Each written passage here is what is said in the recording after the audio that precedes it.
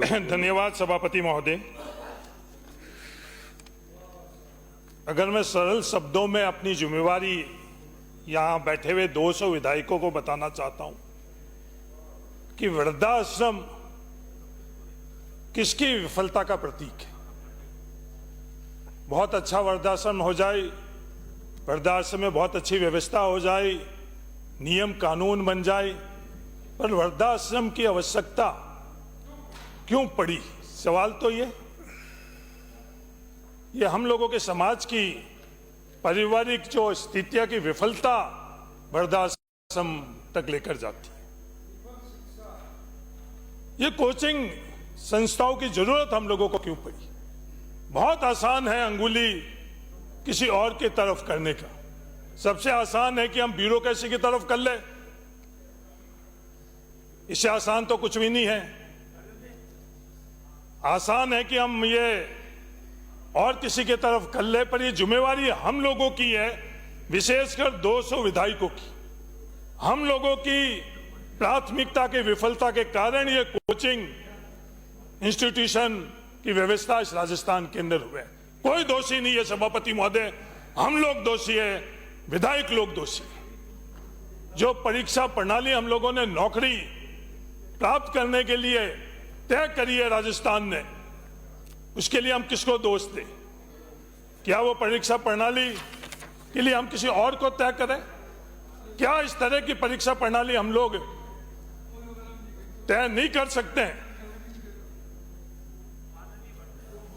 ये हमारे बहुत ज्ञानी मंत्री महोदय जी को तो इसमें रुचि नहीं है, पर मेरा निवेदन है कि वो परीक्षा प्रणाली के कारण ही ये सब समस्या है। क्यों हम बच्चों को कोचिंग संस्थाओं की तरफ धकेल रहे हैं? ये क्राइम हम लोग क्यों कर रहे हैं? वो परीक्षा प्रणाली को ही बदलाव की आवश्यकता है सभापति महोदय। जो स्कूल का कोर्स है 12वीं तक का और जो कॉलेज का कोर्स है, क्या उसी कोर्स के माध्यम से, उसी तरह के सिलेबस के माध्यम से ये एंट्रेंस और नौकरी सुनिश्चित नहीं कर सकते हम? सबसे बड़ा सवाल ये है, उस पर हम लोग चर्चा नहीं करेंगे। सभापति महोदय, 100 करोड़ रुपए हम लोगों के लिए एक निजी आयोजन करने के लिए है। हाँ, जरूरी है, एंटरटेनमेंट भी जरूरी है, फिल्म इंडस्ट्री भी जरूरी है। राजस्थान दिवस के लिए हम लोगों के लिए एक सप्ताह है। सदन आगे नहीं चलेगा कि राजस्थान दिवस के लिए एक सप्ताह हम लोगों के लिए चाहिए। हाँ, राजस्थान दिवस भी जरूरी है। इन्वेस्टमेंट के लिए हमने हजारों करोड़ रुपए और हमारी पूरी की पूरी प्राथमिकता इन्वेस्टमेंट कर ली, पर इन नौजवान, जो राजस्थान के नौजवान हैं, राजस्थान के विद्यार्थी हैं, इनकी प्राथमिकता हम लोग कब तय करेंगे? मेरे को बहुत अफसोस हुआ सभापति महोदय, जब हमने इन कोचिंग संस्था के माध्यम से हमारे परिवार के बच्चों को एक इंडस्ट्री के रूप में हमने देखा। यहां बहुत ज्ञानी एमएलए कहते हैं 7,000 करोड़ की इंडस्ट्री है। ये इंडस्ट्री नहीं है, मैं शब्द का उपयोग नहीं करना चाहता हूं। जहां हम लोग धकेल रहे हैं 50 लाख विद्यार्थी राजस्थान के हम लोगों ने कोचिंग संस्थाओं के तरफ धकेल दी। नौकरी राजस्थान में हम लोगों ने कितनों को दी? 8 लाख सरकारी नौकरी है राजस्थान में। हम लोगों के नागरिक कितने? लगभग 8 लाख से ज्यादा। 1% नौकरी है। ईमानदारी हम खुद नहीं रख रहे हैं। हम जो 200 विधायक और हमारे द्वारा सरकार बनाई गई है, हम लोग नहीं रख रहे। कई परीक्षाओं के अंदर एक सीट है सभापति महोदय, एक सीट, और वो विद्यार्थियों को पता नहीं कि उसकी कैटेगरी की एक ही सीट है जिसमें वो एलिजिबल है, पर वो विज्ञापन और जो टोटल जो संख्या है उसके आधार के ऊपर वो कोचिंग संस्थाओं के तरफ जा रहा है। ये 7,000 करोड़ की नहीं है कालीचरण जी। कम से कम एक विद्यार्थी को 2.5 लाख रुपए आगे लगे, नहीं तो 5 लाख रुपए लग रहे हैं साल के अंदर। 5 लाख के अंदर 25,000 करोड़ रुपए और 2.5 लाख ही मान ले तो 12,500 करोड़ रुपए किसके हैं? ये बड़े बड़े जो विज्ञापन आए हैं आज हम लोगों के यहां प्रतिष्ठित थे अखबारों में, वो किसके हैं? वो आम राजस्थान के सामान्य मध्यम वर्ग के और गरीब परिवार को पैसों के माध्यम जरूर हम लोग हैं और कोई दोषी नहीं, हम लोग दोषी है। कोचिंग संस्थाओं को हम दोष दे रहे हैं। मेरा निवेदन है कि यह व्यवस्था हम लोगों को बदलनी पड़ेगी और यह व्यवस्था बदलना, कोचिंग संस्थाओं को रेगुलेट कर ये व्यवस्था नहीं बदल सकते हम लोग ये परीक्षा प्रणाली में कैसे सुधार कर सकते हैं? उप मुख्यमंत्री महोदय जी, 100 करोड़ तो आपके पड़ोस में बैठे हुए उप मुख्यमंत्री जी को आईफा के लिए दिया गया है।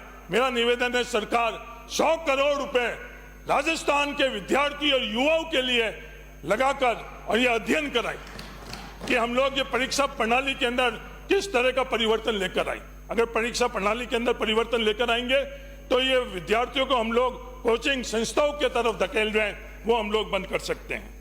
बहुत अलग बातें हैं इन सेक्शन के संदर्भ में। सभापति महोदय, ये डेथ वारंट जो कह रहे हैं, डेथ वारंट की भी यही बात हुई। डेथ वारंट तो और किसी ने नहीं लिखा, हम लोगों ने एमएलए ने ही लिखा है।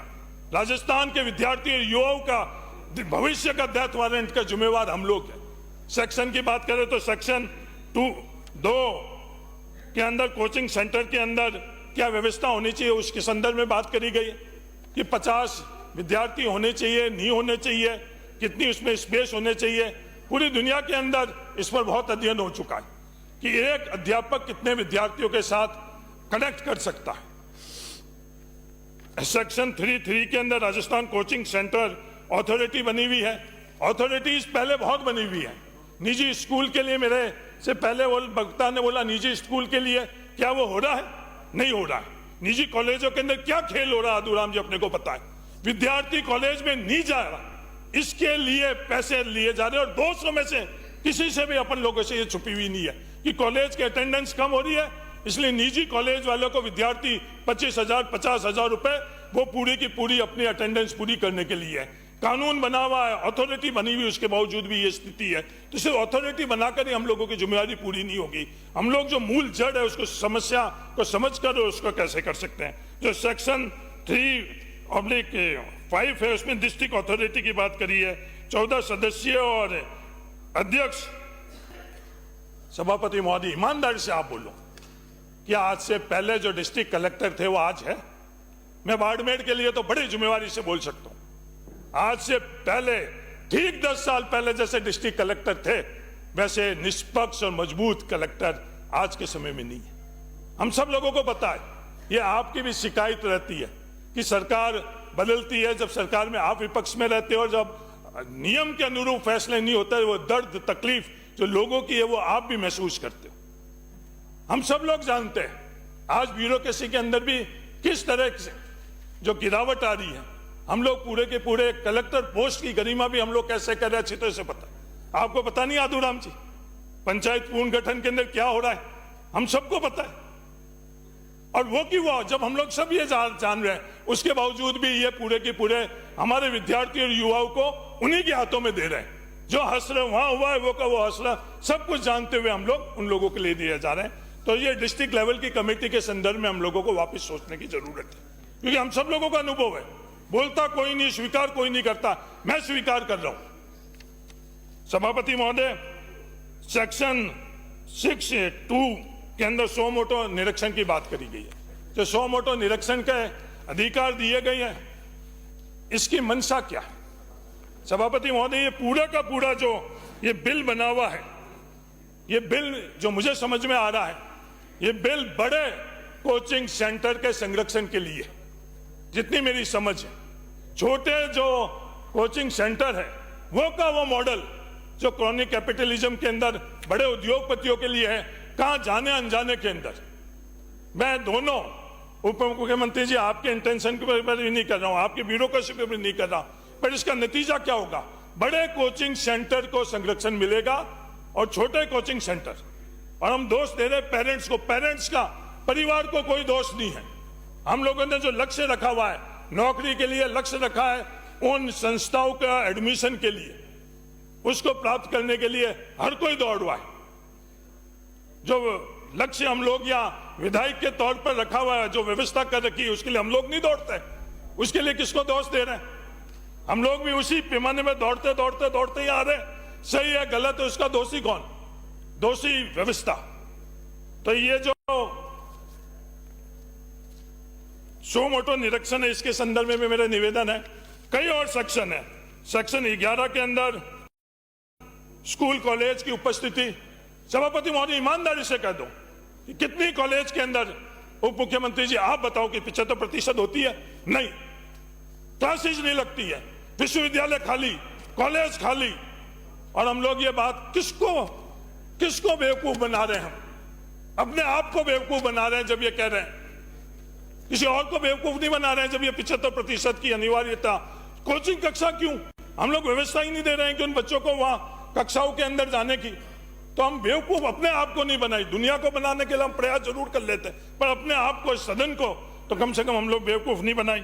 सेक्शन 11(2) के अंदर कोचिंग कक्षा में छात्रों की संख्या के संदर्भ में भी बताया गया, उसके बारे में भी हम लोगों को वापस से करना चाहिए। सेक्शन 11 के अंदर है 10 से ऊपर की कक्षाओं के बच्चों को लेना चाहिए। पर सभापति महोदय ईमानदारी से आप करो, जो बच्चे अपने माँ और परिवार के अंदर जिस वक्त पलने चाहिए, हम लोग उनको किन स्कूलों में भेज रहे हैं? कहां भेज रहे हैं हम? किड्स स्कूल के नाम पर हम लोग क्या क्या कर नहीं रहे हैं?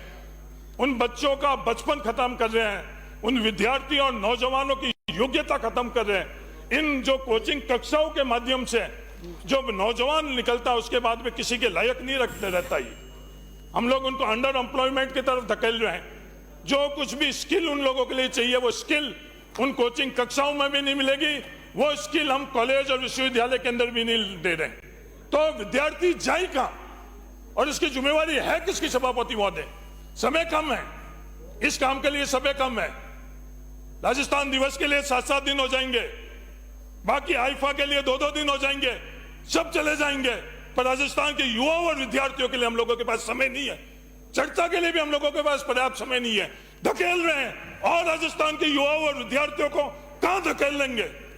हम लोगों ने डेथ वारंट तो उनके लिए खुद ने, इस सदन के विधायकों ने लिख चुके हैं। अब उसके बाद में उनका फांसी चढ़ाने के अलावा हम लोग और क्या कर सकते हैं? तो मेरा निवेदन है बड़ी गंभीरता से कि इससे महत्वपूर्ण कार्य विधानसभा के अंदर, इस पूरे सत्र के अंदर छोड़ो। मेरे विधायक रहते हुए और कोई भी मुझे महसूस नहीं हो रहा। बिना पानी हम लोग जिंदा रह गए, बिना अनाज हम लोग जिंदा रह गए, बिना पानी अनाज में मालवा में जाकर हम लोगों ने जिंदा रह गए। पर जो ये विद्यार्थी है, नौजवान है, इनके लिए हम लोग क्या कर रहे हैं कि जिम्मेवारी हम लोगों की नहीं है। मैं आपको दोषी नहीं कह रहा हूं, मैं खुद भी दोषी हूं इसके अंदर। तो अपन सब लोगों को गंभीरता से इसके बारे में अध्ययन करना चाहिए, सेलेक्ट कमेटी के अंदर भेजे। मेरा निवेदन है सभापति महोदय, मेरा निवेदन है इसको प्राथमिकता मिले। जिस प्राथमिकता से हम एमएलए बनने की प्राथमिकता रखते हैं, जिस प्राथमिकता से आप पूरी जो संविधान की भावनाओं को खत्म कर अपने आप जो कैबिनेट की सदस्य भी अपने आप को समाप्त कर और जिस प्राथमिकता से मुख्यमंत्री जी की जयकारा अपने राजनीतिक संरक्षण के लिए करते हो, वैसा की वैसा संरक्षण इन विद्यार्थियों के, युवाओं के लिए ये सदन दे।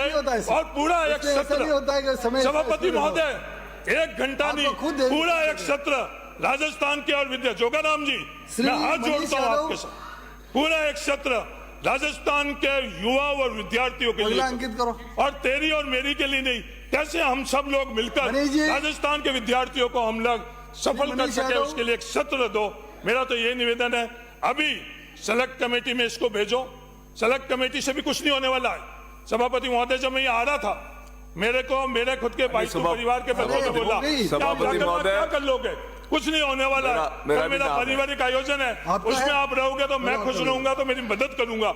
ये विश्वास का स्तर हो गया है। इस गंभीरता को आप समझो। धन्यवाद, जय हिंद। और मैं धन्यवाद देता हूं, जैसे अनीता जी पर स्पीकर महोदय की नजरें थी, वैसे ही आप पर मेरी नजरें रही है। इसके लिए आपका बहुत बहुत धन्यवाद।